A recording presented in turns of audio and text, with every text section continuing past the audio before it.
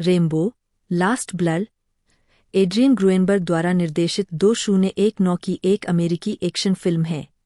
पटकथा मैथ्यू सिरुलनिक और Sylvester Stallone द्वारा सहलिखी गई थी, जो डैन गॉर्डन और स्टेलोन की एक कहानी पर आधारित है, और यह लेखक डेविड मोरेल द्वारा उनके उपन्यास फर्स्ट ब्लड के लिए बनाए गए चरित्र जॉन रेम्बो पर आधारित है। रेम्बो 2008 की अगली कड़ी। यह रेम्बो फ्रेंचाइजी की 5वीं किस्त है और इसमें स्टेलोन ने रेम्बो के रूप में पाज वेगा, सर्जियो पेरिस मेचेता, एड्रियाना बराजा, यवेटे मोनरियल, जिनी किम उर्फ येना हान, जोआक्विन कोसियो और ऑस्कर जेनेडा के साथ काम किया है। फिल्म में रेम्बो अपनी दत्तक भतीजी को बचाने के लिए मैक्सिको जाता है, जिसे एक मैक्सिकन कार्टेल द्वारा अपहरण कर लिया गया है और वेश्यावृत्ति के लिए मजबूर किया गया है। 2008 से ही 5वीं फिल्म की योजना की घोषणा बार बार की गई, जिसमें अलग अलग संस्करण विकसित और रद्द किए गए। मई 2018 में आखिरकार फिल्म की घोषणा की गई, जिसमें ग्रुएनबर्ग को निर्देशन के लिए जोड़ा गया। मुख्य फोटोग्राफी अक्टूबर 2018 में बुल्गारिया और स्पेन में शुरू हुई और दिसंबर 2018 में समाप्त हुई। मई 2019 में अतिरिक्त फोटोग्राफी के साथ ब्रायन टायलर फिल्म के स्कोर के लिए वापस आए। रेम्बो लास्ट ब्लड को 20 सितंबर 2019 को आलोचकों से नकारात्मक समीक्षाओं के साथ रिलीज किया गया था, जिसमें इसकी पटकथा, ग्राफिक हिंसा और मेक्सिको के प्रति नस्लवादी और जेनोफोबिक रवैये के आरोपों की आलोचना की गई थी, लेकिन एक्शन दृश्यों और स्टेलोन के प्रदर्शन को मुख्य भूमिका में उनकी वापसी के लिए प्रशंसा मिली। 9-10 फिल्म ने $50 मिलियन के प्रोडक्शन बजट और $30 मिलियन की प्रिंट और विज्ञापन लागत के मुकाबले दुनिया भर में $91.5 मिलियन की कमाई की। कथानक। बर्मा में हुई घटनाओं के 11 साल बाद वियतनाम युद्ध के दिग्गज जॉन रैम्बो अपने मृत पिता के घोड़े के खेत में बोवी, एरिजोना में रहते हैं, जिसे वह अपने पुराने दोस्त मारिया बेल्ट्रान और उसकी पोती गैब्रिएला के साथ संभालते हैं। वह उन्हें बताती है कि उसकी दोस्त गिजेल ने गैब्रिएला के मृतक पिता मैनुअल को मेक्सिको में पाया था। उनके विरोध के बावजूद गैब्रिएला गुप्त रूप से मेक्सिको जाती है, जहां गिजेल उसे मैनुअल के अपार्टमेंट में ले जाती है। जब वह उससे पूछती है कि उसने गैब्रिएला और उसकी मां को क्यों छोड़ दिया, तो वह क्रूरता से बताता है कि उसने कभी भी उन दोनों की परवाह नहीं की। गिजेल एक दुखी गैब्रिएला को पास के एक क्लब में ले जाती है, जहां उसे एक मैक्सिकन कार्टेल के प्रवर्तकों द्वारा नशीला पदार्थ दिया जाता है और उसका अपहरण कर लिया जाता है। गैब्रिएला के लापता होने की जानकारी मिलने के बाद रैम्बो मैक्सिको पहुंचता है और गैब्रिएला के ठिकाने के बारे में मैनुअल और गिजेल दोनों से पूछताछ करता है। गिजेल अनिच्छा से रैम्बो को उस क्लब में ले जाती है जहां गैब्रिएला को अंतिम बार देखा गया था, और रैम्बो का सामना एल फ्लैको से होता है, वह आदमी जिसने गैब्रिएला से अंतिम बार बात की थी। एक रहस्यमय महिला, कार्मेन डेलगाडो, रैम्बो का पीछा करती है, क्योंकि एल फ्लैको उसे गैब्रिएला के कथित स्थान तक ले जाता है।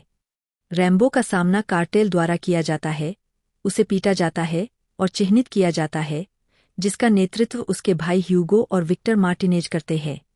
कार्मेन रैम्बो को अपने घर वापस ले जाती है, जहां वह पूरी तरह से ठीक होने तक उसकी देखभाल करती है। इस बीच गैब्रिएला को बार बार हेरोइन दी जाती है और यौन गुलामी में बेच दिया जाता है। कार्मेन का कहना है कि वह एक स्वतंत्र पत्रकार है जो मार्टिनेज भाइयों की जांच कर रही है, जिन्होंने उसकी बहन का अपहरण कर उसकी हत्या कर दी थी। बाद में रैम्बो वेश्यालयों में से एक पर छापा मारता है, कई पुरुषों को मारता है, जब तक कि उसे नशीली गैब्रिएला नहीं मिल जाती। घर जाते समय रैम्बो गैब्रिएला को पिछले 10 सालों से उसे उम्मीद और अर्थ देने के लिए धन्यवाद देता है, लेकिन वह ओवरडोज से मर जाती है। क्रोधित रैम्बो मारिया को दूर भेज देता है, टकराव के लिए खेत में बम के जाल बिछा देता है और बाद में विक्टर को खोजने के लिए कार्मेन से मदद मांगने के लिए मैक्सिको लौटता है। कार्मेन शुरू में मना कर देती है, यह कहते हुए कि इससे कुछ हल नहीं होगा, लेकिन जब वह उसके दुख और कुंठाओं को समझता है तो वह मान जाती है। रैम्बो विक्टर के घर पर छापा मारता है, गार्डों को मारता है और विक्टर का सिर धड़ से अलग कर देता है। प्रतिशोध में ह्यूगो रैम्बो के खेत पर हत्यारों के एक समूह को ले जाता है, जहां हर कोई जाल में फंस जाता है। ह्यूगो को आखिरी में बचाते हुए रैम्बो अपने बोवी चाकू का इस्तेमाल करता है, उसकी छाती को चीरता है और उसका दिल निकाल लेता है। इसके बाद कमजोर हो चुका रैम्बो अपने पिता के घर के बरामदे पर बैठता है और लड़ाई जारी रखने और अपने प्रियजनों की यादों को जिंदा रखने की कसम खाता है। क्रेडिट के दौरान पिछली फिल्मों से रैम्बो की लड़ाइयों के फ्लैशबैक दिखाए जाते हैं, जिसमें रैम्बो अपने घोड़े पर सवार होकर सूर्यास्त में चला जाता है। कास्ट। मुख्य लेख। रेम्बो पात्रों की सूची। जॉन रेम्बो के रूप में Sylvester Stallone, Paz Vega, Carmen Delgado, Sergio Peris Mencheta, Hugo Martinez, Adriana Barraza, Maria Beltran, Yvette Monreal, Gabriela Beltran के रूप में, जिनी किम उर्फ येना हान बार संरक्षक के रूप में, जोआक्विन कोसियो, डॉन मैनुअल के रूप में, पास्कासियो लोपेज, एल फ्लैको के रूप में, विक्टर मार्टिनेज के रूप में ऑस्कर जेनाडा, फेनेसा पिनेडा गिजेल के रूप में, मार्को डे लाओ, मैनुअल के रूप में, रिक जिंगेल, डॉन मिगुएल, मैनुअल उरीजा, डॉ सर्जियो, मिर्का प्रीतो लोला लौरा के रूप में, शीला शाह, एलेजांद्रा, जेसिका मैडसेन बेकी के रूप में, उर्सुला मुरायामा, मैनुअल की पत्नी, ल्यूबोमिर नेइकोव श्वेत व्यक्ति वेश्यालय के रूप में। विस्तारित कट के शुरुआती दृश्य में लुई मैंडीलोर और आरोन कोहेन ने क्रमशः शेरिफ और राज्य पुलिस कप्तान की भूमिका निभाई। उत्पादन, विकास और लेखन। फरवरी 2008 में सिल्वेस्टर स्टेलोन ने खुलासा किया कि 5वीं फिल्म बनाना चौथी फिल्म की सफलता पर निर्भर करेगा। उन्होंने कहा कि वह एक को तैयार कर रहे हैं और यह काफी अलग होगी। 11 मार्च 2008 में स्टेलोन ने खुलासा किया कि वह रेम्बो वी लिखने के आधे रास्ते पर थे। उन्होंने कहा कि यह एक और युद्ध फिल्म नहीं होगी। बुल्गारिया को एरिजोना में रेम्बो के घर के रूप में दोगुना करने पर विचार किया जा रहा है। 12, 13, 14 फरवरी 2009 में स्टेलोन ने खुलासा किया कि वह 5वीं फिल्म के साथ आगे बढ़ रहे थे, लेकिन कहा, संघर्ष यह है कि इसे अमेरिका में किया जाए या किसी विदेशी देश में। 15 अगस्त 2009 में मिलेनियम फिल्म्स ने स्टेलोन के लेखन, निर्देशन और अभिनय के साथ फिल्म को हरी झंडी दे दी। उस समय कथानक रेम्बो पर केंद्रित था, जो अमेरिका मेक्सिको सीमा के पास अपहृत एक युवा लड़की को बचाने के लिए मानव तस्करों और ड्रग माफियाओं से लड़ता है। 16 सितंबर 2009 में स्टेलोन ने खुलासा किया कि फिल्म का नाम Rambo V the savage hunt था और इसके बजाय यह जेम्स बायन हगिंस के उपन्यास हंटर पर आधारित होगी। कथानक को फिर से तैयार किया गया ताकि रेम्बो पर ध्यान केंद्रित किया जा सके, जो एक आनुवंशिक रूप से इंजीनियर प्राणी का शिकार करने और उसे मारने के लिए एक विशिष्ट विशेष बल की हत्या टीम का नेतृत्व करता है। 17 न्यू इमेज बटा मिलेनियम फिल्म्स ने द सेवेज हंट के लिए एक कॉन्सेप्ट आर्ट पोस्टर और आधिकारिक सारांश जारी किया। 18 हालांकि नवंबर 2009 तक कथानक स्टेलोन द्वारा लिखी गई कहानी पर वापस आ गया था, जिसमें रेम्बो एक लड़की को बचाने के लिए मैक्सिकन सीमा पार करता है, जिसका अपहरण कर लिया गया था। 19 मई 2010 में स्टेलोन ने खुलासा किया कि वह इस किरदार के साथ समाप्त हो चुके हैं। उन्होंने कहा, मुझे लगता है कि रेम्बो का किरदार बहुत बढ़िया है। मुझे नहीं लगता कि अब और कोई किरदार होगा।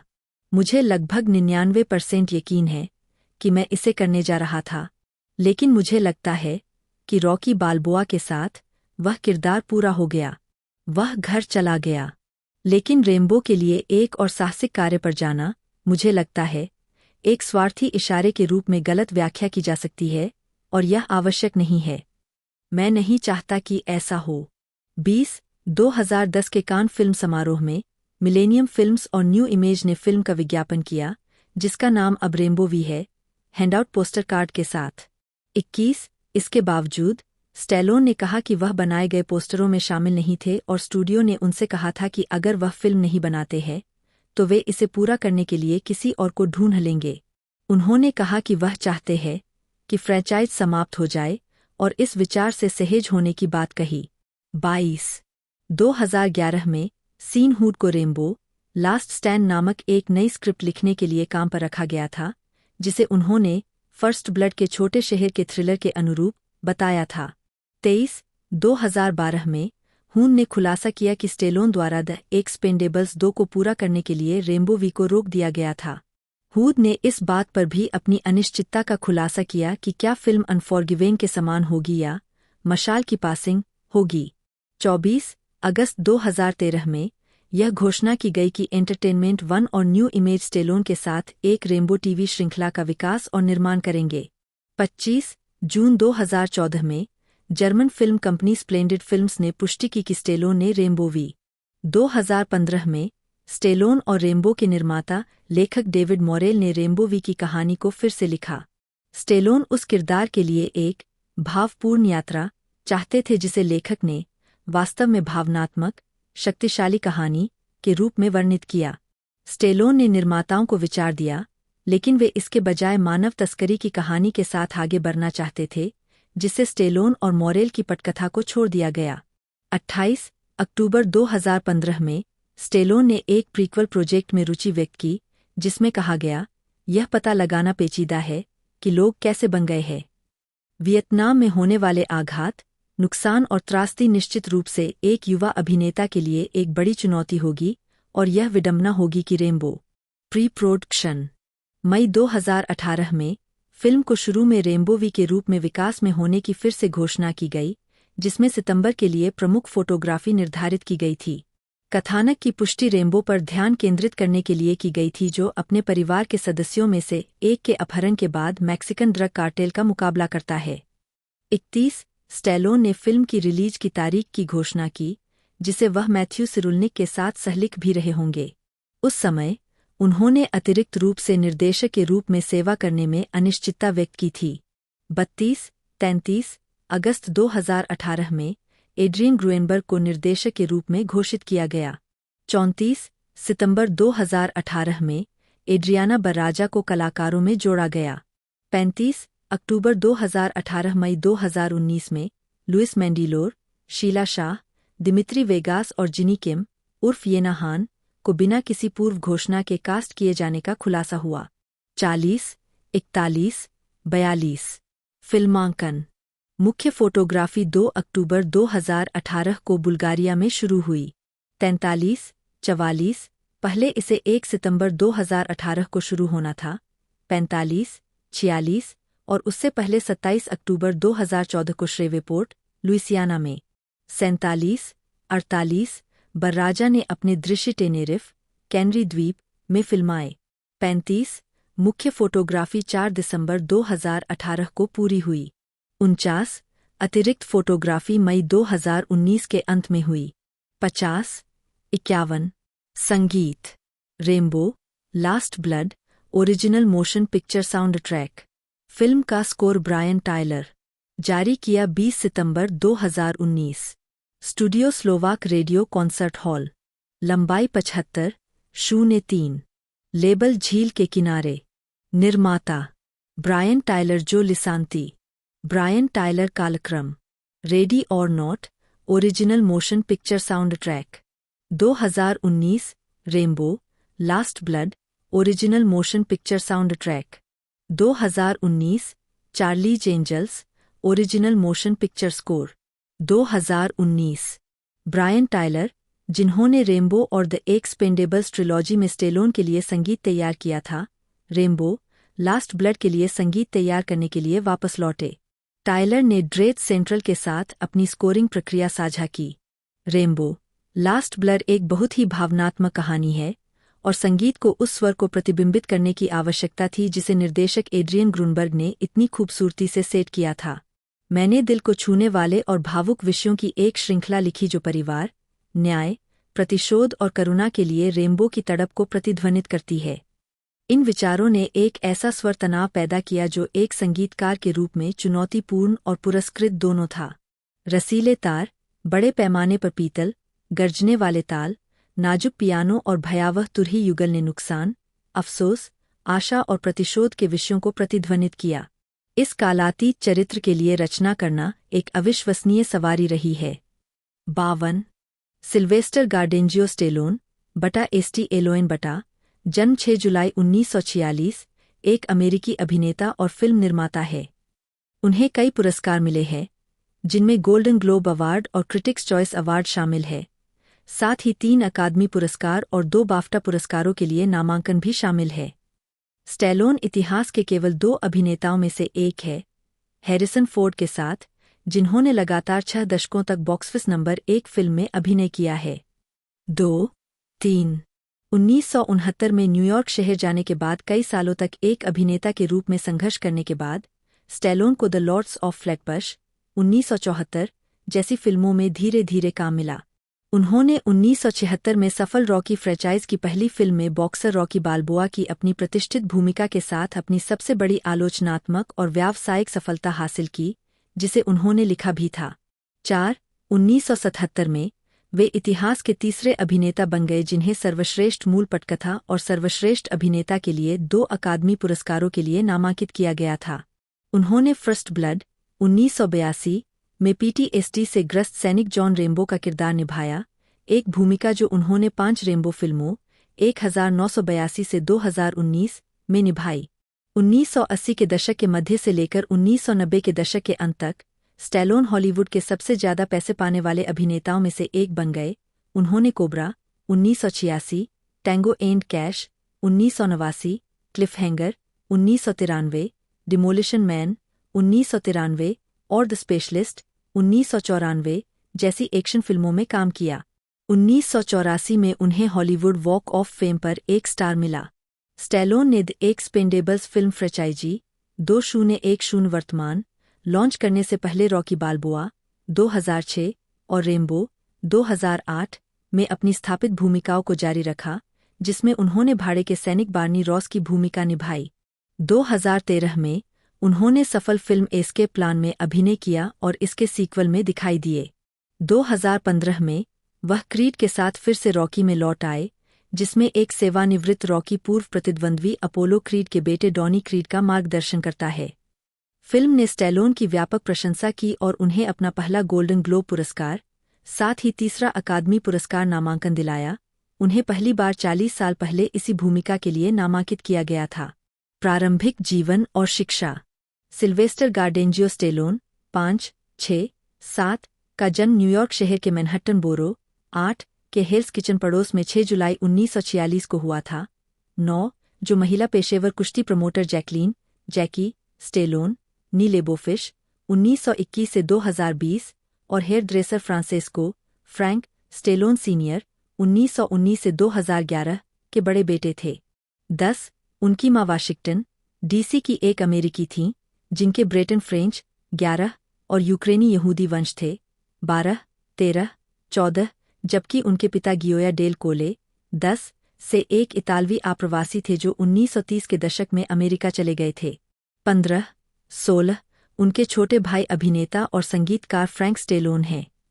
10 स्टैलोन की कई आत्मकथाएं बताती है कि उनका जन्म का नाम माइकल सिल्वेस्टर गार्डेंजियो स्टैलोन है और उनकी मां ने एक साक्षात्कार में बताया कि उन्होंने मूल रूप से उनका नाम टायरोन रखा था क्योंकि वह अभिनेता टायरोन पावर की प्रशंसक थीं, लेकिन स्टैलोन के पिता ने इसे बदलकर सिल्वेस्टर कर दिया।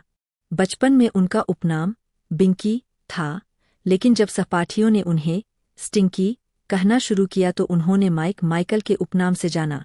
5, 6, 7 उनका मध्य नाम गार्डेंजियो इतालवी दिए गए नाम गॉडेंजियो का एक परिवर्तन है और वे आमतौर पर इसे एनजियो कहते थे। 1 स्टैलोन के जन्म के दौरान जटिलताओं के कारण उनकी मां के प्रसूति विशेषज्ञों को उनका प्रसव कराते समय 2 जोड़ी संदंश का उपयोग करना पड़ा। इस प्रक्रिया में गलती से एक नस कट गई। 17, 18 इससे उनके चेहरे के निचले बाएं हिस्से, उनके होंठ, जीभ और ठोड़ी के कुछ हिस्सों सहित में लकवा मार गया, जिससे उनका चेहरा गुर्राने जैसा हो गया और उनकी बोली लड़खड़ा गई।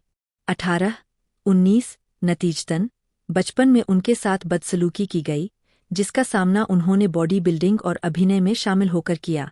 20 उन्होंने अपना कुछ बचपन पालक और बोर्डिंग देखभाल में बिताया। जब वे 5 साल के थे तब वे अपने परिवार के साथ मैरीलैंड वापस चले गए।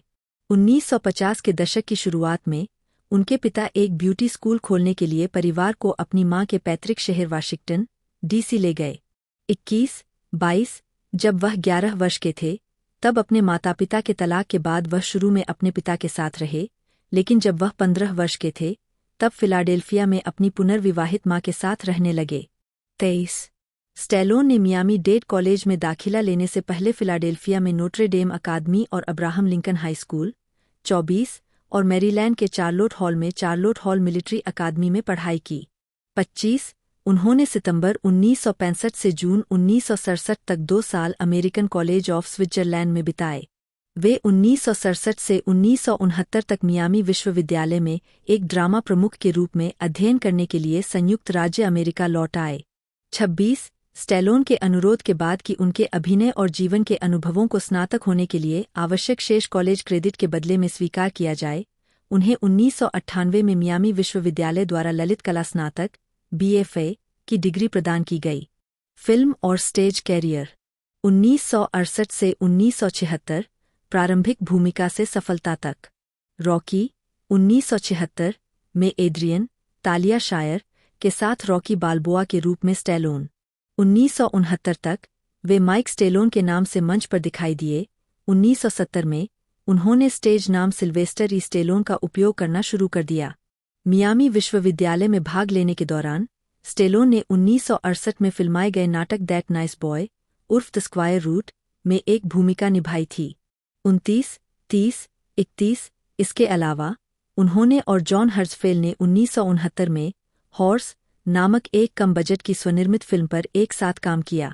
32 स्टैलोन ने softcore pornography feature film the party at Kitty and studs 1970 में अपनी पहली प्रमुख भूमिका निभाई थी।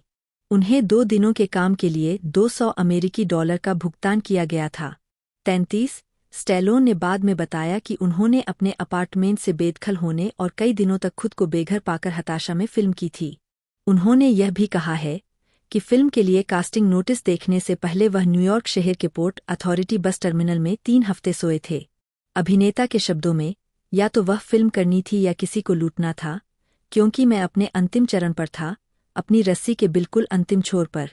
34 फिल्म को कई साल बाद इटालियन स्टैलियन के रूप में रिलीज किया गया ताकि स्टैलोन की नई प्रसिद्धि को भुनाया जा सके। नया शीर्षक स्टैलोन के उपनाम रॉकी से लिया गया था।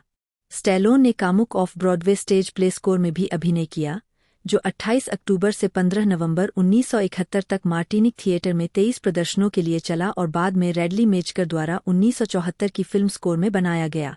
35 न्यूयॉर्क शहर में जाने के बाद स्टैलोन ने अपनी प्रेमिका साशा जैक, जो एक महत्वाकांक्षी अभिनेत्री थी, के साथ एक अपार्टमेंट साझा किया, जो वेट्रेस के रूप में काम करके उनका समर्थन करती थी।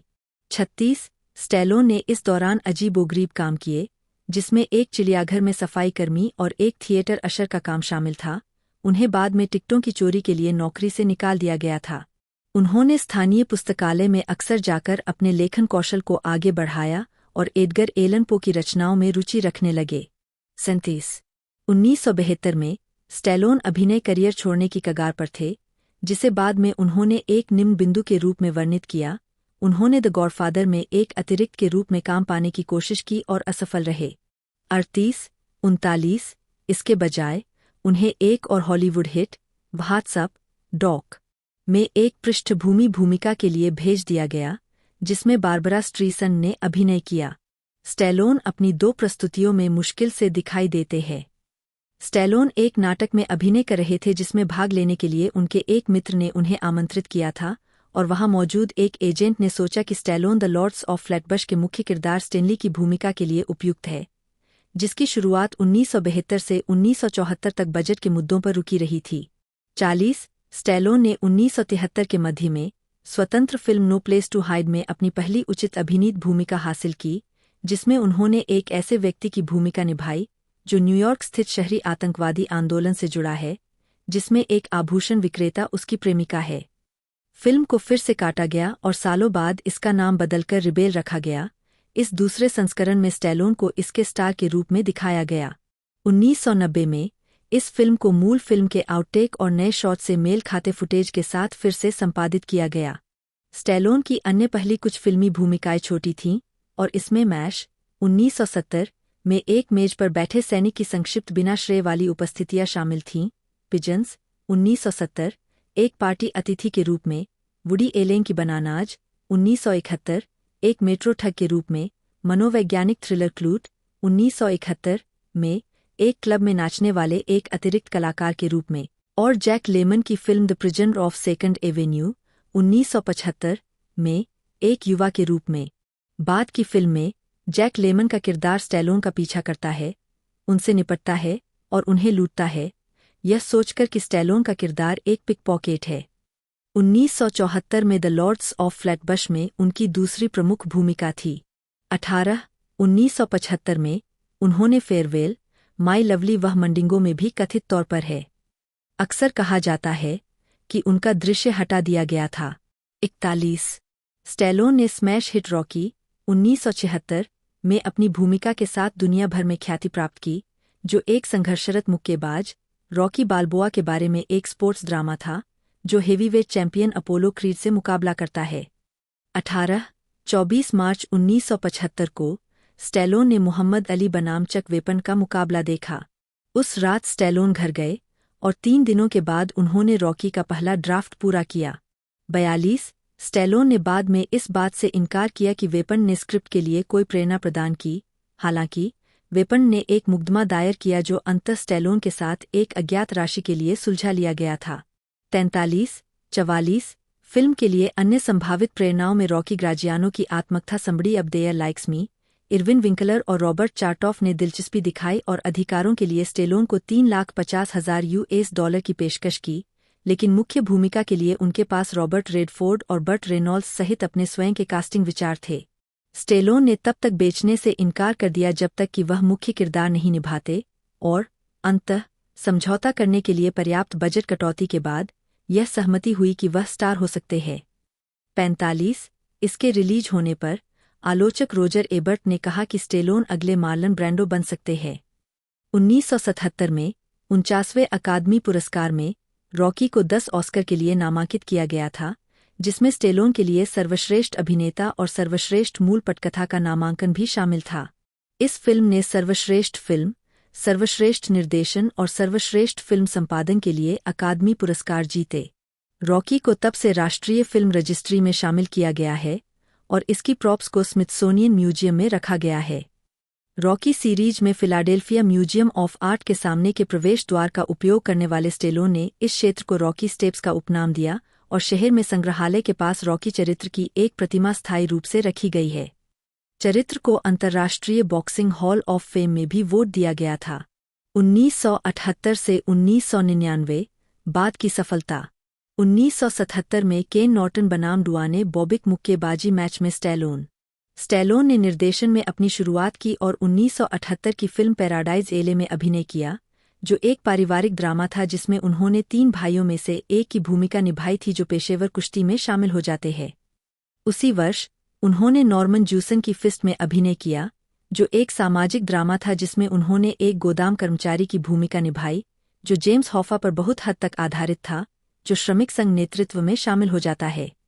1979 में उन्होंने रॉकी 2 में जॉन जी. एविल्डसन की जगह लेखन, अभिनय और निर्देशन किया। सीक्वल एक बड़ी सफलता बन गई, 18, जिसने $200 मिलियन की कमाई की। 1981 में उन्होंने माइकल केन और फुटबॉल स्टार पेले के साथ एस्केप टू विक्ट्री में अभिनय किया, जो एक स्पोर्ट्स ड्रामा था जिसमें उन्होंने नाजी प्रचार फुटबॉल खेल में शामिल युद्ध के कैदी की भूमिका निभाई थी। उसी वर्ष उन्होंने थ्रिलर नाइटहॉक्स में अभिनय किया, जिसमें उन्होंने न्यूयॉर्क शहर के एक पुलिस अधिकारी की भूमिका निभाई, जो रटकर हॉयर द्वारा निभाए गए एक विदेशी आतंकवादी के साथ बिल्ली और चूहे का खेल खेलता है। 1982 में स्टैलोन ने एक्शन फिल्म फर्स्ट ब्लड में पूर्व ग्रीन बेरेट, वियतनाम के दिग्गज जॉन रेम्बो की भूमिका निभाई। 18, जो डेविड मोरेल के इसी नाम के उपन्यास का रूपांतरण था, हालांकि फिल्म के निर्माण के दौरान स्टैलोन द्वारा स्क्रिप्ट में काफी बदलाव किया गया था। 46, जो आलोचनात्मक और बॉक्सऑफिस दोनों पर सफल रही। आलोचकों ने स्टैलोन के प्रदर्शन की प्रशंसा करते हुए कहा कि उन्होंने रेम्बो को मानवीय बना दिया, जिस तरह से उसे इसी नाम की पुस्तक में चित्रित किया गया है, उसके विपरीत। इसने रेम्बो फ्रेंचाइजी को लॉन्च किया। उस वर्ष रॉकी 3 रिलीज हुई जिसमें स्टैलोन ने लिखा, निर्देशन किया और अभिनय किया। दूसरा सीक्वल बॉक्सऑफिस पर सफल रहा। इन भूमिकाओं की तैयारी में स्टैलोन ने एक कठोर प्रशिक्षण व्यवस्था शुरू की। 1983 में उन्होंने स्टेइंग अलाइव का निर्देशन किया, जो सैटरडे नाइट फीवर का सीक्वल था, जिसमें जॉन ट्रेवोल्टा ने अभिनय किया था। यह स्टैलोन द्वारा निर्देशित एकमात्र फिल्म थी जिसमें उन्होंने अभिनय नहीं किया था। स्टेइंग अलाइव को फिल्म समीक्षकों द्वारा सर्वत्र आलोचना का सामना करना पड़ा था। 48, आलोचनात्मक विफलता होने के बावजूद स्टेइंग अलाइव एक व्यावसायिक सफलता थी। फिल्म ने 1660 स्क्रीनों से 1,146, 143 की कमाई के साथ उस समय किसी संगीतमय फिल्म के लिए सबसे बड़े सप्ताहांत के साथ शुरुआत की। 49-50 कुल मिलाकर फिल्म ने अपने $22 मिलियन के बजट के मुकाबले अमेरिकी बॉक्स ऑफिस पर लगभग $65 मिलियन की कमाई की। दुनिया भर में इसने $127 मिलियन की कमाई की। 51 हालांकि अमेरिकी बॉक्सऑफिस की कमाई सैटरडे नाइट फीवर द्वारा अर्जित $139.5 मिलियन 52 से काफी कम थी। 2006 वर्तमान सफलता की ओर वापसी। रॉकी वी के फिल्मांकन के 16 वर्ष बाद स्टैलोन ने 2006 में रॉकी बाल्बोआ की अपनी भूमिका पुनः दोहराई। फिल्मों से 3 साल के अंतराल के बाद स्टैलोन ने 2006 में रॉकी श्रृंखला की छठी किस्त रॉकी बाल्बोआ के साथ वापसी की, जो एक आलोचनात्मक और व्यावसायिक हिट थी। पिछली किस्त रॉकी वी की आलोचनात्मक और बॉक्सऑफिस पर असफलता के बाद स्टैलोन ने छठी किस्त लिखने, निर्देशित करने और उसमें अभिनय करने का फैसला किया था, जो श्रृंखला के लिए अधिक उपयुक्त चरमोत्कर्ष होता। कुल घरेलू बॉक्स ऑफिस $70.3 मिलियन अमेरिकी डॉलर और दुनिया भर में $155.7 मिलियन अमेरिकी डॉलर आया। 83 फिल्म का बजट केवल $24 मिलियन अमेरिकी डॉलर था। रॉकी बाल्बोआ में उनके प्रदर्शन की प्रशंसा की गई और ज्यादातर सकारात्मक समीक्षा प्राप्त हुई। 84 उस वर्ष डेथ विश रीमेक का विकास शुरू हुआ। स्टैलोन ने कहा, चार्ल्स ब्रॉनसन के चरित्र को एक वास्तुकार के रूप में दिखाने के बजाय मेरे संस्करण में उसे एक बहुत अच्छे पुलिस अधिकारी के रूप में दिखाया जाएगा, जिसने बिना बंदूक का इस्तेमाल किए अविश्वसनीय सफलता प्राप्त की। इसलिए जब उसके परिवार पर हमला होता है तो वह वास्तव में अपना बदला लेने के लिए आगे बढ़ने में एक नैतिक दुविधा में फंस जाता है। बाद में उन्होंने प्रकाशन को बताया कि वह अब इसमें शामिल नहीं थे। 85-86 हालांकि एमटीवी के साथ 2009 के एक साक्षात्कार में स्टैलोन ने कहा कि वह फिर से इस परियोजना पर विचार कर रहे थे। 87 हालांकि यह भूमिका ब्रूस विलिस को मिली और एली रोथ निर्देशक बने। स्टैलोन ने स्ली वाटर नामक एक उच्चस्तरीय बोतलबंद पानी ब्रांड का उत्पादन करने वाली एक पेय कंपनी के साथ साझेदारी की। 88 2008 में स्टैलोन ने अपनी अन्य सफल फिल्म फ्रेंचाइज की चौथी किस्त के साथ रेम्बो के रूप में अपनी अन्य प्रसिद्ध भूमिका को दोहराया, जिसका नाम केवल रेम्बो था, कुछ देशों में जॉन रेम्बो, जहां पहली फिल्म का नाम रेम्बो था।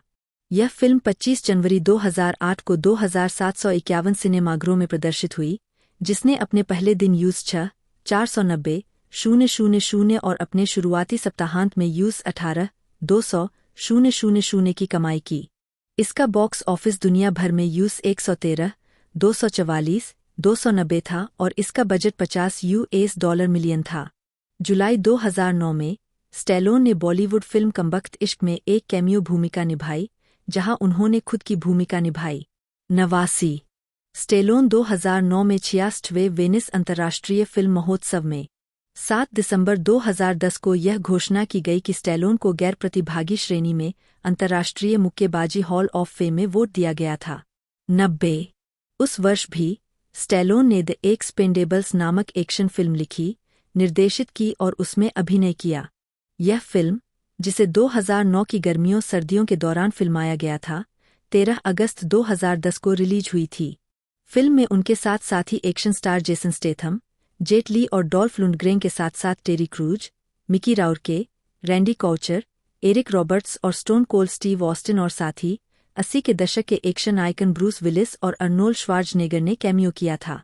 91 फिल्म ने अपने शुरुआती सप्ताहांत में यूएस 34,825,135 की कमाई की, जो सीधे यूएस बॉक्स ऑफिस पर नंबर 1 पर पहुंच गई। यह आंकड़ा स्टैलोन के करियर का सबसे बड़ा ओपनिंग वीकेंड था। 92-93 2011 में स्टैलोन ने केविन जेम्स की कॉमेडी जूकीपर में एक शेर की आवाज दी। द एक्सपेंडेबल्स 2 को 17 अगस्त 2012 को रिलीज किया गया। सीक्वल को रॉटन टोमाटोज पर 67% की सकारात्मक आलोचनात्मक प्रतिक्रिया मिली, 94 जबकि मूल को 41% की सकारात्मक प्रतिक्रिया मिली थी। 95 पहली फिल्म के कलाकारों की वापसी के अलावा कलाकारों की टुकड़ी में जीन क्लाउड वैन डैम और चक नॉरिस भी शामिल थे। उस वर्ष स्टैलोन ने रॉकी के ब्रॉडवे संगीत रूपांतरण के लिए पुस्तक का सहलेखन किया। 2013 में स्टैलोन ने एलेक्सिस नोलेंट के फ्रेंच ग्राफिक उपन्यास डुप्लॉम डांस ला टेटे पर आधारित वाल्टर हिल द्वारा निर्देशित action film bullet to the head में अभिनय किया। 96। इसके अलावा 2013 में उन्होंने अर्नोल्ड श्वार्ज़नेगर और जिम कैविजेल के साथ एक्शन थ्रिलर एस्केप प्लान में और रॉबर्ट डी नीरो के साथ sports comedy drama grudge match में अभिनय किया, जो रॉकी फ्रेंचाइजी की याद दिलाता है। स्टैलोन को Spanish film no rest for the wicked की अंग्रेजी भाषा की रीमेक विकसित करने की सूचना मिली थी, हालांकि परियोजना को रोक दिया गया था। 97। 98। उस वर्ष स्टैलोन को जेसन स्टैथम की एक्शन फिल्म होमफ्रंट के लेखक के रूप में श्रेय दिया गया था। The Expendables 3 action film series की तीसरी किस्त 15 अगस्त 2014 को रिलीज हुई थी। वापसी करने वाले कलाकारों में Wesley snaps, Antonio बैंडेरस, Mel Gibson और हैरिसन फोर्ड भी शामिल थे। इस फिल्म को आलोचकों और दर्शकों दोनों ने नकारात्मक रूप से प्राप्त किया और यह सीरीज की सबसे कम कमाई वाली फिल्म बन गई। 99। स्टैलोन 2014 के कान फिल्म महोत्सव में द एक्सपेंडेबल्स 3 का प्रचार करते हुए 2015 में स्टैलोन ने स्पिन-ऑफ सीक्वल फिल्म क्रीड में रॉकी बाल्बोआ के रूप में अपनी भूमिका दोहराई, जो एडोनिस डॉनी क्रीड पर केंद्रित थी, जो अपने मृतक मित्र प्रतिद्वंद्वी अपोलो क्रीड का बेटा है, जो एक पेशेवर मुक्केबाज बन जाता है, जिसकी भूमिका माइकल बी जॉर्डन ने निभाई है। रयान कुगलर द्वारा निर्देशित इस फिल्म को आलोचकों की प्रशंसा मिली। 40 वर्षों की अवधि में 7वीं बार प्रतिष्ठित सिनेमाई मुक्केबाज को चित्रित करते हुए स्टैलोन के चरित्र चित्रण को व्यापक प्रशंसा मिली, जिसमें सर्वश्रेष्ठ सहायक अभिनेता के लिए गोल्डन ग्लोब पुरस्कार और उनका तीसरा अकादमी पुरस्कार नामांकन शामिल है। इस बार सर्वश्रेष्ठ सहायक अभिनेता के लिए 2017 में Stallone guardians of the Galaxy volume 2 में स्टाकर ओगॉड बटा स्टारहॉक के रूप में दिखाई दिए, जो रेवेजर्स गुट का नेता था। 100। 2018 में उन्होंने एस्केप प्लान 2 हेड्स में डेव बॉटिस्टा के साथ सहअभिनय किया, जिसे सीधे होम वीडियो पर रिलीज किया गया था। उत्पादन पूरा होने पर उन्होंने अपने सोशल मीडिया पेज के माध्यम से घोषणा की कि इसके तुरंत बाद एस्केप प्लान 3 डेविल स्टेशन पर काम शुरू हो गया। 101। जुलाई में स्टैलोन ने घोषणा की कि उन्होंने क्रीड के सीक्वल की स्क्रिप्ट पूरी कर ली है, जिसमें रॉकी 4 से इवान ड्रैगो की वापसी सहित एक कथानक शामिल है। 102। उस वर्ष स्टैलोन को डेरेक वेन जॉनसन की John G Avildsen king of the underdogs में दिखाया गया था। क्रीड 2 मार्च 2018 में प्रोडक्शन में चला गया, थैंक्सगिविंग 2018 पर एक निर्धारित रिलीज के साथ। स्टैलोन को मूल रूप से स्टीवन कैपल जूनियर की नियुक्ति से पहले निर्देशित करने के लिए स्लेट किया गया था, जो उनके फीचर फिल्म निर्देशन की शुरुआत थी। 104। क्रीड 2 को संयुक्त राज्य अमेरिका में मेट्रो गोल्डविन मेयर द्वारा 21 नवंबर 2018 को रिलीज किया गया था। फिल्म को आम तौर पर आलोचकों से सकारात्मक समीक्षा मिली और इसने अपने शुरुआती सप्ताहांत में $35.3 मिलियन की कमाई की। 5 दिनों में कुल $55.8 मिलियन थैंक्सगिविंग पर लाइव एक्शन रिलीज के लिए अब तक की सबसे बड़ी शुरुआत थी। 105। 106। 23 जुलाई 2019 को वैराइटी के साथ एक साक्षात्कार में स्टैलोन ने कहा कि रॉकी सीक्वल और प्रीक्वल पर काम चल रहा है। निर्माता इरविन विंकलर ने कहा, हम इस पर बहुत उत्साहित हैं और स्टैलोन को फीचर लिखने और उसमें अभिनय करने के लिए बातचीत चल रही है। हम इसे बनाने के लिए बहुत उत्सुक हैं। स्टैलोन ने कहा कि फिल्म का कथानक रॉकी के एक युवा फाइटर से दोस्ती करने के बारे में होगा जो एक अनिर्दिष्ट अप्रवासी है। रॉकी एक युवा गुस्सैल व्यक्ति से मिलता है जो अपनी बहन से मिलने के लिए इस देश में फंस गया है। वह उसे अपने जीवन में ले लेता है और अविश्वसनीय रोमांच शुरू होता है और वे सीमा के दक्षिण में समाप्त होते हैं। यह बहुत समय पर है, स्टैलोन ने कहा। स्टैलोन ने यह भी कहा कि रॉकी प्रीक्वल टेलीविजन सीरीज के बारे में चल रही चर्चाएं है, जिसके बारे में उन्हें उम्मीद है कि यह एक स्ट्रीमिंग सेवा पर आएगी और सीरीज में संभवतः एक युवा रॉकी बाल्बोआ को एक पेशेवर मुक्केबाज के रूप में दिखाया जाएगा। स्टैलोन ने कहा कि निर्माता इरविन विंकलर यह कहते हुए श्रृंखला बनाने में हिचकिचा रहे हैं कि हाँ, वहाँ कुछ संघर्ष था। उन्होंने अपने मन में महसूस किया कि रॉकी मुख्य रूप से एक फीचर फिल्म थी और उन्होंने इसे केबल के लिए अनुवादित नहीं देखा, इसलिए विवाद का एक बड़ा कारण था। 107। 108। उस वर्ष स्टैलोन ने डेरेक वेन जॉनसन को मूल रॉकी के निर्माण पर एक वृत्तचित्र का निर्देशन और निर्माण करने के लिए चुना, जिसका शीर्षक 40 ईयर्स ऑफ रॉकी 2020 था। वृत्तचित्र में स्टैलोन फिल्म के निर्माण से पीछे के दृश्यों का वर्णन करते हैं। 109 स्टैलोन ने मार्च 2018 में ब्रैडेन आफ्टरवुड के साथ बाल्बोआ प्रोडक्शंस नाम से एक फिल्म स्टूडियो बनाया, जहां स्टैलोन उनके प्रत्येक प्रोजेक्ट के लिए सहनिर्माता के रूप में काम करेंगे। स्टूडियो ने फिल्म और टेलीविजन के लिए परियोजनाएं विकसित करने के लिए स्टारलाइट कल्चर एंटरटेनमेंट के साथ एक बहुवर्षीय सहयोग समझौते पर हस्ताक्षर किए। 110 मई 2018 में रेनबो फ्रेंचाइजी में 5वीं किस्त की घोषणा की गई और अगस्त 2018 में एड्रियन ग्रुएनबर्ग को निर्देशक के रूप में पुष्टि की गई। 111 रेनबो लास्ट ब्लड का फिल्मांकन सितंबर 2018 में शुरू हुआ, जिसकी पटकथा स्टैलोन ने सहलिखी थी, जिन्होंने वियतनाम युद्ध के दिग्गज जॉन रेम्बो के रूप में अपनी भूमिका को भी दोहराया था। 112 कथानक रेम्बो के इर्द गिर्द घूमता है, जो एक पारिवारिक मित्र की बेटी को बचाने के लिए मैक्सिकन ड्रग कार्टेल में घुसपैठ करता है। 113 115 116 फिल्म ने $50 मिलियन के प्रोडक्शन बजट के मुकाबले दुनिया भर में $91 मिलियन की कमाई की। 2020 के अंत में स्टैलोन ने गेम के दूसरे कॉम्बैट पैक के हिस्से के रूप में फाइटिंग वीडियो गेम मॉर्टल कॉम्बैट 11 में रेम्बो के रूप में अपनी आवाज दी। 117 2021 में उन्होंने DC extended universe film the suicide squad में किंग शार्क की आवाज दी। 118 2022 में स्टैलोन ने समरिटन में अभिनय किया, जो कि ब्रगी स्कुट द्वारा लिखित एक स्क्रिप्ट से सुपरहीरो शैली की एक डार्क व्याख्या है। 119 नवंबर 2022 में स्टैलोन ने तुलसा किंग में अपनी स्ट्रीमिंग टेलीविजन की शुरुआत की, जिसमें उन्होंने एक माफिया बॉस की भूमिका निभाई। 9 एपिसोड की श्रृंखला टेलर शेरिडन और टेरेंस विंटर द्वारा बनाई गई थी और इसका प्रीमियर पैरामाउंट प्लस पर हुआ था। 120 दूसरा सीजन विकास में है।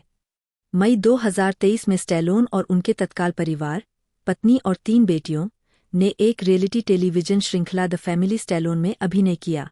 लॉन्च के 7 दिन बाद श्रृंखला को दूसरे सीजन के लिए नवीनीकृत किया गया। उसी महीने स्टैलोन ने guardians of the Galaxy volume 3 में स्टाकर ओ गॉड के रूप में अपनी भूमिका दोहराई। 121 स्ली थॉम जिम्नी द्वारा स्टैलोन के बारे में एक वृत्तचित्र फिल्म का प्रीमियर 2023 टोरंटो अंतर्राष्ट्रीय फिल्म महोत्सव की समापन फिल्म के रूप में किया गया। 122 अक्टूबर 2023 में उन्होंने द एक्सपेंडेबल्स 4 में बार्नी रॉस के रूप में भूमिका दोहराई, जो बॉक्स ऑफिस और आलोचनात्मक विफलता थी, फ्रेंचाइजी में सबसे कम कमाई वाली फिल्म बन गई। 123 आगामी परियोजनाएं क्रीड 2 और रेम्बो वी लास्ट ब्लड की रिलीज के बाद बाल्बोआ प्रोडक्शंस ने एक व्यापक प्रोडक्शन स्लेट तैयार किया है। जैक गैलवेस्टन जायंट जॉनसन पहले अफ्रीकी अमेरिकी बॉक्सिंग हेवीवेट चैंपियन के इतिहास को दर्शाने वाली एक फिल्म विकास में है। जॉनसन को अमेरिकी राष्ट्रपति डोनाल्ड ट्रंप से मरणोपरांत क्षमा दिलाने में स्टैलोन की महत्वपूर्ण भूमिका के बाद इस परियोजना की घोषणा की गई थी। 124 स्टैलोन बाद में हंटर के फिल्म रूपांतरण में अभिनय करेंगे, एक ऐसी कहानी जिसे मूल रूप से रेम्बो वी लास्ट ब्लड के लिए आधार के रूप में योजनाबद्ध किया गया था। कहानी नाथनियल हंटर के इर्दगिर्द केंद्रित है, जो एक पेशेवर ट्रैकर है जिसे एक गुप्त एजेंसी के प्रयोग के रूप में बनाए गए आधे मानव जानवर का शिकार करने के लिए काम पर रखा गया है। स्टूडियो ने अभी तक एक पटकथा लेखक को नियुक्त नहीं किया है। माइकल मैकगोवन और राल्फ पेजुलो द्वारा जीवनी उपन्यास ghost my 30 years as an FBI undercover agent का एक फीचर लंबाई रूपांतरण मैकगोवन के 50 से अधिक अंडरकवर मिशनों के करियर के बारे में है। हालांकि परियोजना से अभी तक कोई पटकथा लेखक नहीं जुड़ा है। इसके अतिरिक्त ब्लैक ऑप्स सैनिकों पर केंद्रित एक फिल्म, जिसे सेवानिवृत्त आर्मी रेंजर मैक्स एडम्स द्वारा लिखा जा रहा है, भी विकास में है। स्टैलोन ने चक डिक्सन द्वारा बनाई गई पुस्तक श्रृंखला से लेवोन्स ट्रेड लिखा, जो एक टेलीविजन रूपांतरण के रूप में शुरू हुआ और एक फिल्म प्रोजेक्ट में परिवर्तित हो गया। टेलीविजन प्रोडक्शन स्लेट में रॉब विलियम्स द्वारा लिखित चार्ल्स सेलर के सेकंड सन का एक श्रृंखला रूपांतरण शामिल है। 125 स्टैलोन ने मई 2020 की शुरुआत में घोषणा की कि 1993 के डिमोलिशन मैन का सीक्वल काम में है। मुझे लगता है कि यह आ रहा है। हम अभी वार्नर ब्रदर्स के साथ इस पर काम कर रहे हैं। यह शानदार लग रहा है, इसलिए यह सामने आना चाहिए। ऐसा होने जा रहा है। 126 स्टैलोन ने एडगर एलन पो के जीवन पर एक फिल्म निर्देशित करने में अपना जुनून व्यक्त करना जारी रखा है, जिसकी पटकथा वे वर्षों से तैयार कर रहे हैं। उन्होंने यह भी उल्लेख किया है कि वे नेल्सन डेमिल के उपन्यास द लायंस गेम को भी रूपांतरित करना चाहेंगे। मीडिया में अनेक कार्य। 1977 में पहली रॉकी के लिए स्टेलोन चार्ली चैपलिन और ऑर्सन वेल्स के बाद सर्वश्रेष्ठ अभिनेता और सर्वश्रेष्ठ पटकथा के लिए 2 नामांकन प्राप्त करने वाले इतिहास में तीसरे व्यक्ति बने। 127 पूर्वोक्त की तरह उन्होंने फिल्म में मुख्य भूमिका लिखी और निभाई। स्टेलोन को रॉकी बाल्बोआ, जॉन रेम्बो और बार्नी रॉस के रूप में उनकी आवर्ती भूमिकाओं के लिए जाना जाता है। स्टेलोन ने रॉकी की सभी 6 फिल्मों में लेखन और अभिनय किया, जबकि 4 सीक्वल में निर्देशन का कार्यभार संभाला। स्टेलोन ने रेम्बो फ्रेंचाइजी की 5 फिल्मों में अभिनय और सहलेखन किया और चौथी का निर्देशन भी उन्होंने किया। स्टेलोन ने द एक्सपेंडेबल्स फिल्मों की पहली किस्त को लिखा, निर्देशित किया और मुख्य भूमिका निभाई। स्टेलोन ने पैराडाइज एले में निर्देशन, अभिनय और लेखन किया। जॉन ट्रावोल्टा स्टेलोन ने fist, Rhinestone, over the top, Cliffhanger और क्रीड 2 में सहलेखन और अभिनय किया। उद्धरण वांछित। फरवरी 2008 में जब स्टेलोन से पूछा गया कि उन्हें किस आइकॉन, रॉकी या रेम्बो, के लिए याद किया जाना चाहिए, तो उन्होंने कहा, यह एक कठिन सवाल है, लेकिन रॉकी मेरा पहला बच्चा है, इसलिए रॉकी। 128 उन्होंने यह भी कहा कि रॉकी को एक ही चरित्र के, चेतन, और रेम्बो को, अचेतन, के रूप में व्याख्यायित किया जा सकता है। 129 स्टेलोन ने कभी-कभी अपनी फिल्मों में गायन भी किया है। उन्होंने पैराडाइज एले 1978 के लिए टू क्लोज टू पैराडाइज गाया, जिसमें बिल कोंटी, जिन्होंने पिछले वर्षों में स्टेलोन के साथ भी सहयोग किया था, उन्होंने उनकी अकादमी पुरस्कार नामांकित फिल्म रॉकी 1976 के लिए प्रसिद्ध gonna fly now theme record की थी, जो यूएस की नंबर 1 हिट थी, द्वारा संगीत प्रदान किया गया था। 130 रॉकी 3 1982 में स्टेलोन, रॉकी बाल्बोआ के रूप में, ने अपनी ऑनस्क्रीन पत्नी एड्रियन, तालिया शायर, के लिए टेक मी बैक गाया, जब वे बिस्तर पर लेटे थे। इस गीत को पहली बार गायक और छोटे भाई फ्रैंक ने प्रस्तुत किया था, जिनकी मूल रॉकी में एक छोटी भूमिका थी। राइनस्टोन 1984 131 उन्होंने 1980 के दशक में अपने करियर के चरम पर द मपेट शो में अतिथि कलाकार के रूप में 2 गाने भी गाए थे। 132 आखिरी बार स्टेलोन ने किसी फिल्म में ग्रज मैच 2013 में गाया था, जब उन्होंने और रॉबर्ट डी नीरो ने साथ मिलकर द स्टार स्पेंगल्ड बैनर गाया था। 133 यह लेख पुस्तक और फिल्म के चरित्र के बारे में है। एथलीट के लिए जॉन रेम्बो, एथलीट, देखें। राजनीतिज्ञ के लिए जॉन रेम्बो, राजनीतिज्ञ, देखें। अन्य उपयोगों के लिए रेम्बो देखें। जॉन रेम्बो, रेम्बो चरित्र। रेम्बो 3 1988 में जॉन रेम्बो के रूप में सिल्वेस्टर स्टेलोन। पहली प्रकटन फर्स्ट ब्लड 1972। अंतिम उपस्थिति दुष्ट कंपनी 2022 के द्वारा बनाई गई डेविड मोरेल द्वारा प्रदर्शित सिल्वेस्टर स्टेलोन। आवाज दी गई Neil Ross. Rambo the force of freedom. Jim Foronda Smite, Paladins, champions of the realm. Sylvester Stallone. Mortal Kombat 11। ब्रह्मांड में जानकारी। पूरा नाम जॉन जेम्स रैम्बो। उपनाम जॉन जे रैम्बो। रेवेन क्षेत्र का नाम। लोन वुल्फ क्षेत्र का नाम। उपनाम जॉनी ट्रॉटमैन द्वारा। बोटमैन लुइस द्वारा। अंकल जॉन गैब्रिएला द्वारा। जुआनिटो ह्यूगो मार्टिनेज द्वारा। पेशा संयुक्त राज्य अमेरिका सेना विशेष बल मैक्वेसोजी, पूर्व। परिवार रीविस रैम्बो, पिता। हेल्गा रैम्बो, माँ। गैब्रिएला बेल्ट्रान, दत्तक भतीजी। रिश्तेदार कर्नल सैम ट्रॉटमैन, गुरु और पिता समान। धर्म कैथोलिक बौद्ध। राष्ट्रीयता अमेरिकन। जन्मस्थल बोवी, एरिजोना। पुरस्कार सम्मान का पदक, सिल्वर स्टार। कांस्य सितारा। पद कप्तान। जॉन जेम्स रेम्बो, जन्म 6 जुलाई 1945, रेम्बो फ्रेंचाइजी का एक काल्पनिक चरित्र है। वह पहली बार डेविड मोरेल के 1972 के उपन्यास फर्स्ट ब्लड में दिखाई दिए थे, लेकिन बाद में फिल्म श्रृंखला के नायक के रूप में अधिक प्रसिद्ध हो गए, जिसमें उनका किरदार सिल्वेस्टर स्टेलोन ने निभाया था। चरित्र के चित्रण ने स्टेलोन को व्यापक प्रशंसा और मान्यता दिलाई। इस किरदार को अमेरिकन फिल्म इंस्टीट्यूट की 100 साल 100 नायक और खलनायक की सूची में नामांकित किया गया था। 2.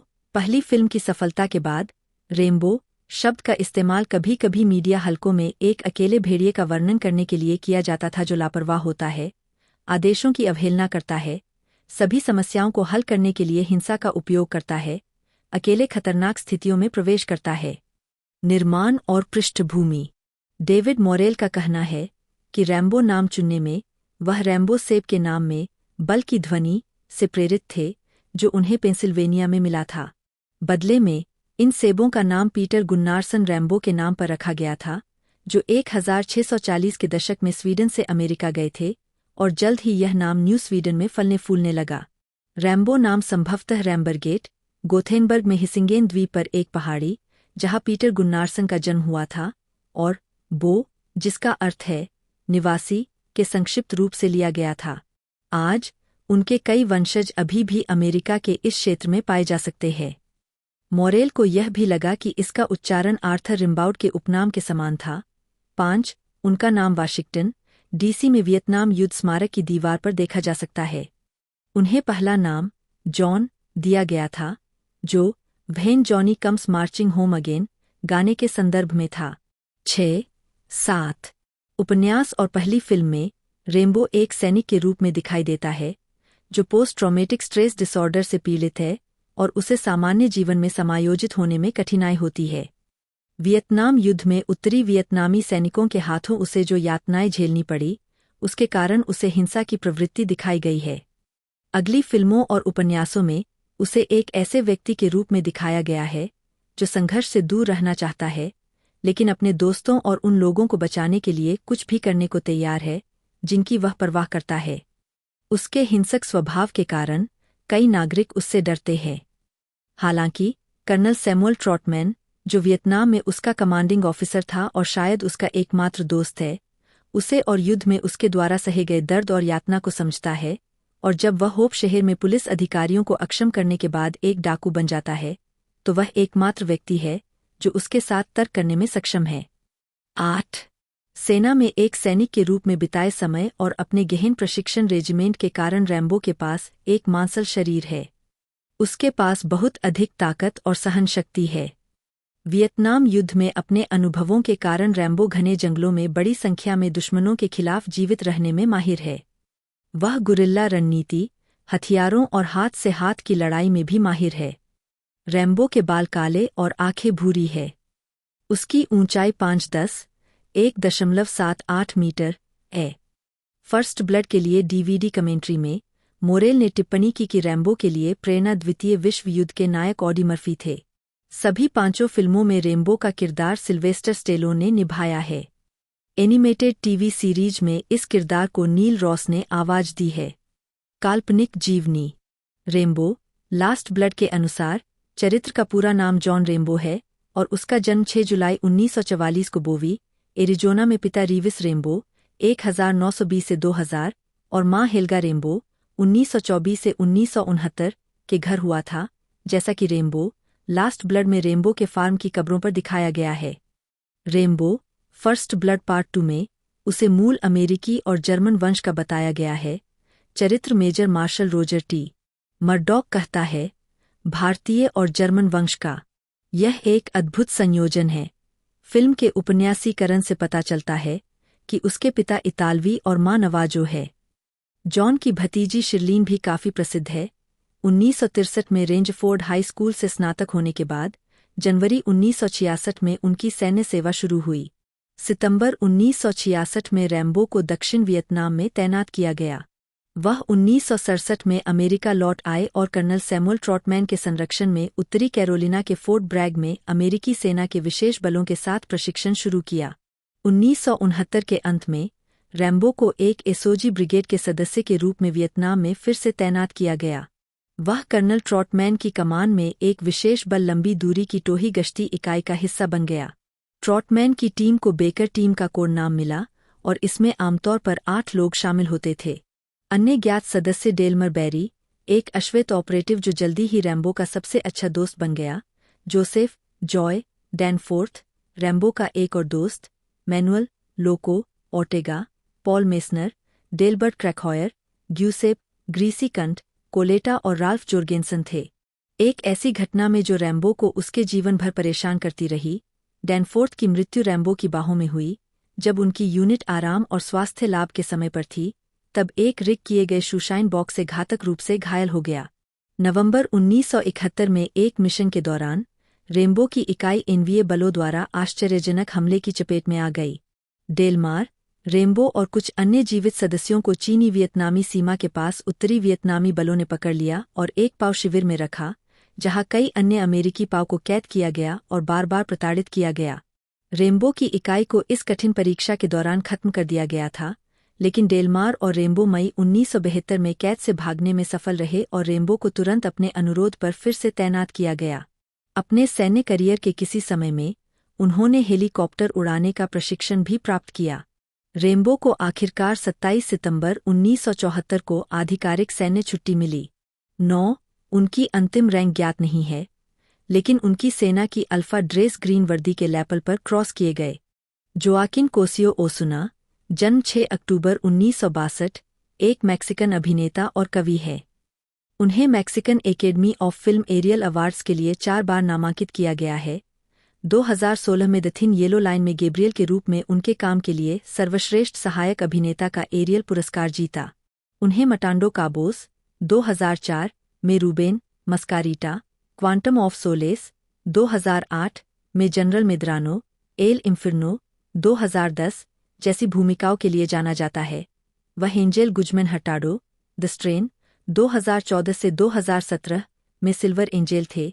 एल इंफिर्नो में यूफेमियो, एल कोचिलोको, माता, नार्कोस में अर्नेस्टो फोंसेका कैरिलो, मेक्सिको, 2018 से 2021 और द सुसाइड स्क्वाड, 2021, में मेजर जनरल माटेओ सुआरेज। जीवन और कैरियर। 2017 में कोसियो ने 1980 के दशक की शुरुआत में अपने नाटकीय करियर की शुरुआत की। उन्होंने 2001 में 38 साल की उम्र में अपनी पहली फिल्म द ब्लू रूम से की और तब से उन्होंने 40 से अधिक फीचर फिल्मों और टेलीविजन शो, 2016 तक, में भाग लिया है। 2. कोसियो ने HBO कॉमेडी ईस्टबाउंड एंड डाउन में एक मल्टी एपिसोड भूमिका, हेक्टर नामक एक किरदार निभाया था। 3.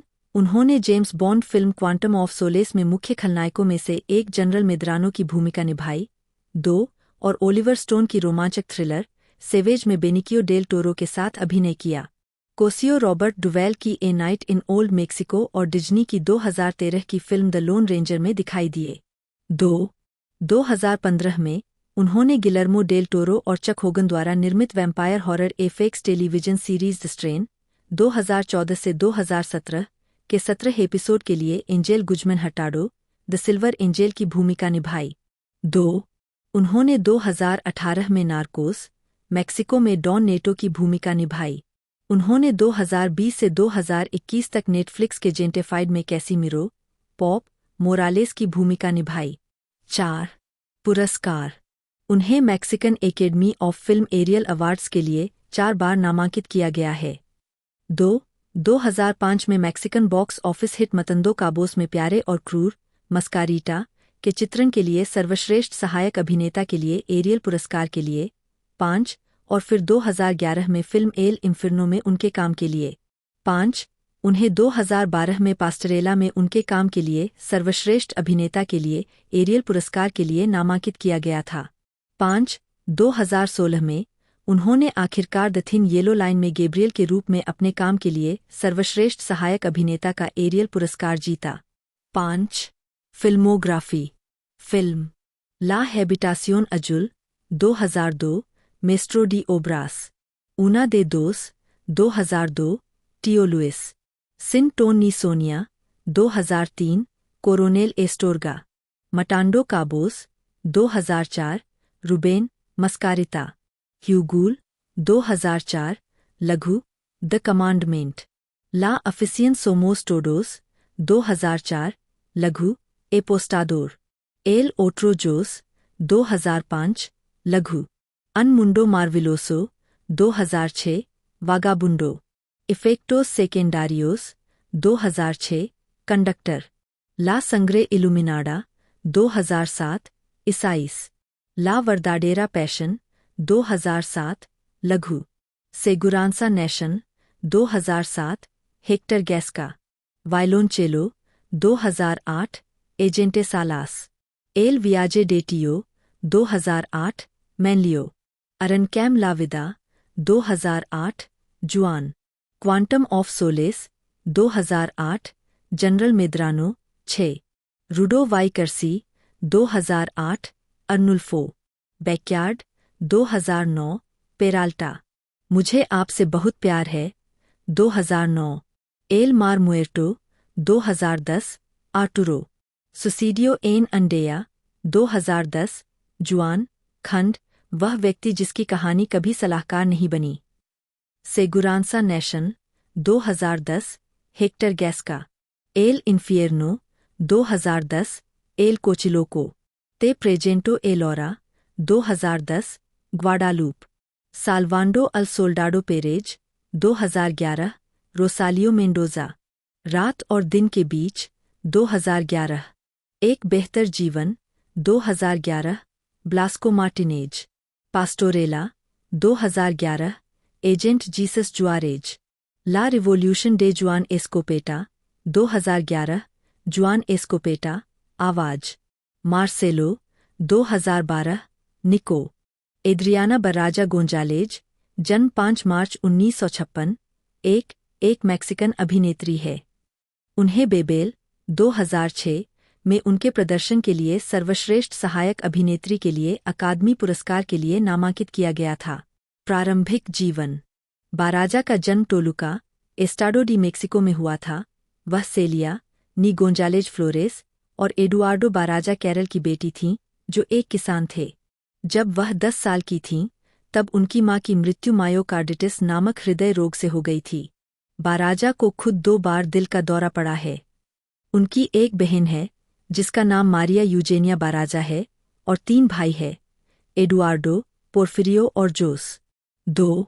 कैरियर, 1999 में निर्देशक एलेजांद्रो गोंजालेज इनारिटू ने उन्हें अमोरेस पेरोस में गेल गार्सिया बर्नल के चरित्र की मां के रूप में लिया, जिसे सर्वश्रेष्ठ विदेशी भाषा फिल्म के लिए अकादमी पुरस्कार के लिए नामांकित किया गया था। 2006 में उन्होंने बेबेल में फिर से इनारिटू के साथ सहयोग किया, जिसके लिए उन्हें सर्वश्रेष्ठ सहायक अभिनेत्री के लिए अकादमी पुरस्कार के लिए नामांकन मिला। मेक्सिको में बाराजा को मास्टर बाराजा के नाम से जाना जाता है, क्योंकि उन्होंने मैक्सिकन निर्देशक सर्जियो जिमेनेज के साथ साझेदारी की थी, जिन्हें एल प्रोफे के नाम से जाना जाता है। उन्होंने मेक्सिको सिटी में एक्टर्स वर्कशॉप बनाया, जहां उन्होंने मेथड एक्टिंग का अपना संस्करण सिखाया और विकसित किया। बाराजा ने अपने करियर की शुरुआत टेलीनोवेला एपिसोड के निर्देशन से की, जिसमें वे अभिनेताओं को कोचिंग भी देती थीं। 1990 के दशक में उन्होंने कैमरे के सामने कदम रखने का फैसला किया। वह वर्तमान में मियामी, फ्लोरिडा में एड्रियाना बराजा के ब्लैक बॉक्स नामक अपना स्वयं का अभिनय स्कूल संचालित करती है। स्कूल में प्रशिक्षकों में उनके पति अर्नाल्डो और बेटी कैरोलिना शामिल है। 3. 1985 में बराजा थिएटर निर्देशक के रूप में काम करने के लिए मैक्सिको सिटी चले गए। 1985 से बराजा ने मेजबान सिल्विया पिनल के साथ Mexican television show Mujer, Casos de la Vida Real में अतिथि भूमिका निभाई और उसका निर्देशन किया। वह टेलीनोवेला समूहों में भी शामिल रही है, जिनमें बाजो अन मिस्मो रोस्ट्रो में एल्वीरा, ला पालोमा में माद्रे क्लारा और इम्पेरियो डी क्रिस्टल में फ्लोरा की भूमिका निभाई है। 1997 में उन्होंने अल्गुना वेज टेनरेमोस अलास में नर्स क्लारा डोमिंगुएज की भूमिका निभाई। बराजा ने लोकुरा डी अमोर, जिसमें उन्होंने अभिनय भी किया, नूनका ते ओलविदारे और एल मनांतियाल का निर्देशन किया। Barraza Henry Poole is here, drag me to hell और सून द डार्कनेस फिल्मों में नजर आईं। 2011 में बराजा की नवीनतम फिल्मों में फ्रॉम प्रादा टू नाडा और थॉर, जिसमें उनका हिस्सा काट दिया गया था, शामिल थीं। FX television series the strain में ग्वाडालूप एलिजाल्डे के रूप में उनकी एक आवर्ती भूमिका थी। 2014 में उन्होंने जेनिफर एनिस्टन के साथ केक फिल्म में अभिनय किया। वह एक पेशेवर अभिनय कोच भी है और उन्होंने अमेरिकी फिल्म स्पैंग्लिश सहित कई फिल्मों और टेलीविजन शो के लिए अभिनेताओं के साथ काम किया है। बर्राजा ने टेलीमुंडो के लिए एक अभिनय प्रशिक्षक के रूप में काम किया, पूरे लैटिन अमेरिका के अभिनेताओं और अभिनेत्रियों को लहजे सिखाए, जिससे उन्हें अपने चरित्र के लिए अधिक मैक्सिकन लहजा और ध्वनि मिल सके। 4. व्यक्तिगत जीवन। वह 18 साल की उम्र में अपनी बेटी, अभिनेत्री कैरोलिना वल्सगना, जन्म 1975, के साथ गर्भवती हो गई। उसकी बेटी के पिता का पता नहीं है, क्योंकि उसने उसे छोड़ दिया था।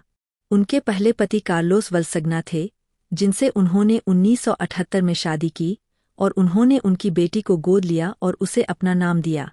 उनके दूसरे पति अर्नाल्डो पिप्के हैं। बर्राजा ने ऑटोनॉमस यूनिवर्सिटी ऑफ चिहुआहुआ में ललित कला स्कूल के माध्यम से अभिनय का अध्ययन किया। 5. फिल्मोग्राफी। फिल्म और टेलीविजन क्रेडिट की सूची। वर्ष शीर्षक भूमिका टिप्पणियाँ। 1993 सरल बातें टीवी फिल्म। 1994 से 1995 Imperio D crystal flora telenovela प्रतिपक्षी। 1995 बाजो अन मिस्मो रोस्ट्रो एल्विरा टेलीनोवेला सहायक भूमिका। La Paloma Madre Clara. Jennifer Joanna Aniston, जन्म 11 फरवरी 1969, एक अमेरिकी अभिनेत्री है। उन्होंने 1994 से 2004 तक टेलीविजन सिटकॉम फ्रेंड्स में रेचल ग्रीन की भूमिका के लिए अंतर्राष्ट्रीय ख्याति प्राप्त की, जिसने उन्हें Prime Time Emmy, Golden Globe और स्क्रीन एक्टर्स गिल्ड पुरस्कार दिलाए। 1990 के दशक में अपने करियर की प्रगति के बाद से एनिस्टन लगातार 2023 तक दुनिया की सबसे अधिक भुगतान पाने वाली अभिनेत्रियों में शुमार रही है। 1. 2. अभिनेता जॉन एनिस्टन और नैन्सी डॉव की बेटी। उन्होंने 1988 की फिल्म मैक एंड मी में एक बिना श्रेय की भूमिका के साथ कम उम्र में एक अभिनेत्री के रूप में काम करना शुरू कर दिया था।